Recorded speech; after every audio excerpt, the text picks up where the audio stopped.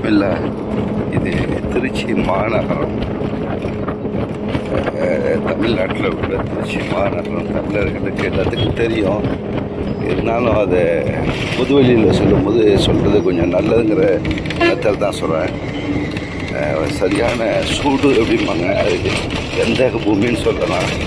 அதே கந்தக பூமி சில சமயத்தில் கிளைமேட் இருப்பாங்க, அவ்வளோ அருமையாக இருக்கும். இங்கே நல்ல ரஷ்ஷான இடம், நல்ல பிஸ்னஸ் சென்டரு, எல்லாம் டாப்பான டவர்கள் உண்டாகிடுச்சு. நல்ல வளர்ச்சியை கண்டுருக்கு, மாஷாஅல்லாஹ் நல்ல வளர்ச்சியை கண்டுருக்குது. ஆனால் எல்லா மக்களுக்கும் வேலைகளை தான் அமையலை. வேலைகள் அமைஞ்சுனாக்கா மக்களுடைய தரம், வாழ்வாதாரம் எல்லாம் முன்னேறும். அதை அரசு செஞ்சு கொடுக்கணுங்கிறது தான் நம்மளுடைய கோரிக்கை. எப்போதுமே எல்லாமே அரசால் மட்டும்தான் முடியும், தனியாரால் யாராலையும் எதுவும் முடியாது. தனியாரால் செய்கிற அப்படின்னாக்கா ஒரு காலம் செய்வாங்க, ஒரு டைம் லாஸ் ஆகும்போது அப்படியே போட்டுட்டு ஓடிடுவாங்க. எல்லாருடைய வாழ்வாதாரம். அதே டவுனில் பஸ்ஸுகள் ஓடுதுன்னு பாருங்க, பஸ்ஸுக்கு இடையில் ஒரு மோட்டர் சைக்கிள்காரன் வந்தால் கூட நெஞ்சு போயிடுவாங்க. அந்த அளவுக்கு நெருக்கடியாக ஓடுது. ஆனால் திறமையான டிரைவர்கள் நல்லா டிரைவிங் பண்ணுறாங்க, சூப்பராக. சில இடத்துல சில கெட்டது நடக்கும், அதை நம்ம சொல்லிக்கிட்டே இருக்கக்கூடாது. மாவீரன் பழனி பாபா சொல்லுவார், அள்ளி போடுற 50 படியில் ஒரு படி சிந்தத்தான் செய்யும், கொட்டத்தான் செய்யும், சிரளியை தான் செய்யும். அதே எடுத்து பேசிகிட்டு இருக்கக்கூடாது அப்படின்பாரு. அது மாதிரி சில இடத்துல நடக்கிற குறைகளால் டிரைவர்களை நம்ம குறை சொல்லக்கூடாது.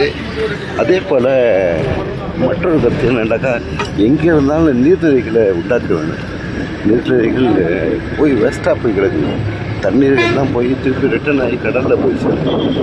அதை எப்படி ஃபில்டர் பண்ணி அது ஒரு ஊர்லேயும் ஏரிகள் மங்கலை அந்த மாதிரி ஏற்படுத்த முடியுமா, வெள்ளங்கள் ஏற்படுத்த முடியுமா அப்படிங்கிற சொல்லி யோசிக்கணும்.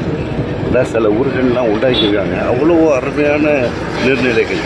அங்கங்கே தண்ணி தேங்கி அந்த ஊருக்கு காலம் ஃபுல்லாக, அந்த வருஷங்கள் ஃபுல்லாக அடுத்த மழை வர வரைக்கும் அந்த ஊரில் அவ்வளோ நல்லா இருக்குது. அந்த அளவுக்கு ஏற்படுத்தணும். அதெல்லாம் சில குறைகள் இருக்கிறதான் இருக்குது.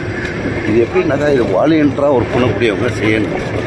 வாலியன்ட்ராக ஒர்க் பண்ணக்கூடியவங்களை எப்படி உண்டாக்குறது அப்படின்னு சொல்லிட்டு பொதுநலவாதிகள் தான் அதை சிந்திக்கணும். பொதுவாக ஒரு அரசியல் அல்லாத அமைப்பு, ஒரு சமுதாய அமைப்பு சொல்லுவாங்க.